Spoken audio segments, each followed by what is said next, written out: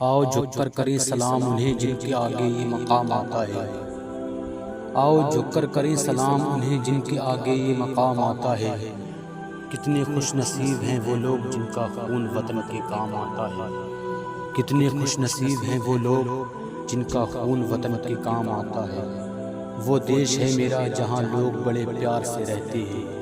وہ دیش ہے میرا جہاں لوگ بڑے پیار سے رہتے ہیں۔ وہ دیش نہیں میری جان ہے جسے ہم ہندوستان کہتے ہیں۔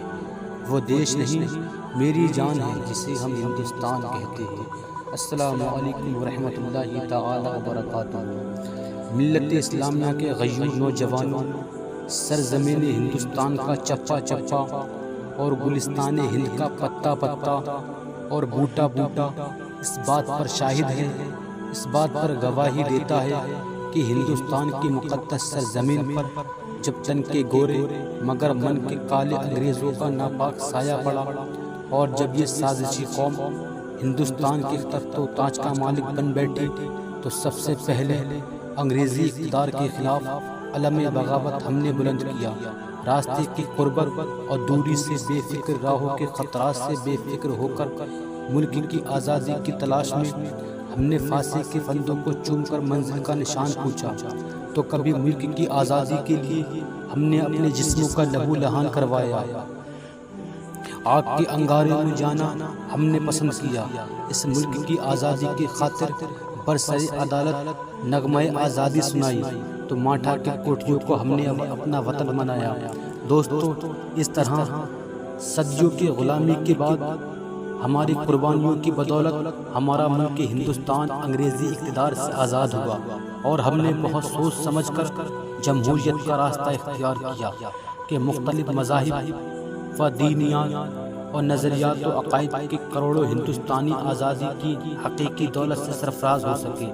لیکن دوستو، آزادی کے بعد یوں ملے وطن کے لوگ ہم سے آزادی کے بعد جیسے بے اسباب کوئی دوسری شادی کے بعد۔ ملت اسلامیہ کے غیور نوجوانوں، آپ تاریخ کو اٹھائیے اور مطالعہ کیجیے کہ آزادی کے بعد مسلمانوں کے ساتھ کس طرح کا رویہ اختیار کیا گیا، ظلم و استبداد کے کیسے کیسے ہتھیار استعمال کیے گئے۔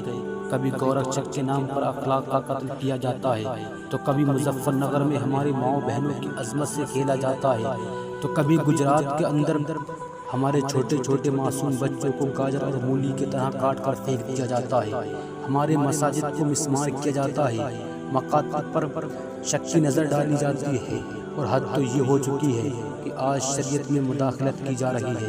کبھی اذان کے خلاف پابندی، تو کبھی طلاق ثلاثہ پر آواز اٹھائی جا رہی ہے۔ دوستو، ایوان حکومت تک میں یہ بات پہنچا دینا چاہ رہا ہوں کہ یاد رکھو، ارے او فرقہ پرست طاقتوں، اتحاد کے دشمنوں، سیکولرزم کے نام پر اپنی سرحد کی روٹیاں سینکنے والوں، کان کھول کر سنو، جب تک اس دھرتی پر ایک کلمہ پڑھنے والا زندہ رہے گا، خدا کی قسم اپنی شریعت پر عمل کرتا رہے گا۔ ہم کل بھی عمل کرتے تھے، آج بھی کرتے ہیں، اور روز قیامت تک کرتے رہیں گے۔ کوئی مائی کا لال پیدا نہیں ہوا جو ہم کو اپنی شریعت پر عمل کرنے سے روک سکے۔ یاد رکھو، ہم کل بھی اپنی شریعت کے لیے، اپنی آزادی کے لیے سولی پل چڑھتے تھے، اور آج بھی چڑھ سکتے ہیں، اور توپوں اور ٹینکوں کا مقابلہ آج بھی کر سکتے ہیں، بارودی شعلوں سے جھلس سکتے ہیں۔ لیکن دوستو، ہم اپنے دین و دھرم اور مذہب و ملت کے اندر آنچ نہیں آنے دے سکتے۔ مظلوم صحیح مجبور نہیں ہیں ہم، مظلوم صحیح مجبور نہیں ہیں ہم۔ اگر شریعت پہ آنچ آئی تو بابا ہم بھی ضد پہ آ جائیں گے۔ وطن کی سرزمین سے عشق و الفت ہم بھی رکھتے ہیں، وطن کی سرزمین سے عشق و الفت ہم بھی رکھتے ہیں۔ کھٹکتی جو رہے دل میں وہ حسرت ہم بھی رکھتے ہیں، کھٹکتی جو رہے دل میں وہ حسرت ہم بھی رکھتے ہیں۔ وقت کے غیور نوجوانوں، آج ایک بات آپ کو معلوم ہونا چاہیے کہ ہندوستان کے اندر جو سازشیں رچی جا رہی ہیں، مسلمان کے خلاف جو سازشیں رچی جا رہی ہیں، اس کی ایک اہم وجہ یہ ہے کہ مسلمان اس ملک سے اتنی محبت کیوں کرتا ہے، مسلمانوں کو اس ملک سے اتنی محبت آخر کیوں ہے۔ ہم کیوں نہ ملک سے محبت کریں، جیتے جی بھی محبت کرتے ہوں، اور مرتے دم تک محبت کرتے رہیں گے انشاءاللہ۔ اور محبت کی سرٹیفکیٹ کے لیے کسی کھڑے ہو کر پیشاب کرنے والے سے لینے کی ہمیں ضرورت نہیں۔ ملک سے محبت کا طریقہ ہمیں اللہ کے رسول نے سکھایا ہے۔ ملک سے محبت کا سلیقہ ہمیں قرآن نے سکھایا ہے، ناولوں سے ہمیں سیکھنے کی ضرورت نہیں ہے۔ عزیزان گرامی، آج ہمارے ملک میں کیا ہو رہا ہے؟ ہر طرف سازشیں رچی جا رہی ہیں، ہر طرف سازشیں میں یہ بات صاف طور پر کہنا چاہ رہا ہوں کہ ایسے جو فرقہ پرست طاقتیں ہیں یقیناً وہ آٹے میں نمک کی طرح ہیں، لیکن ان کی وجہ سے ہندوستان کا ماحول بگڑ رہا ہے۔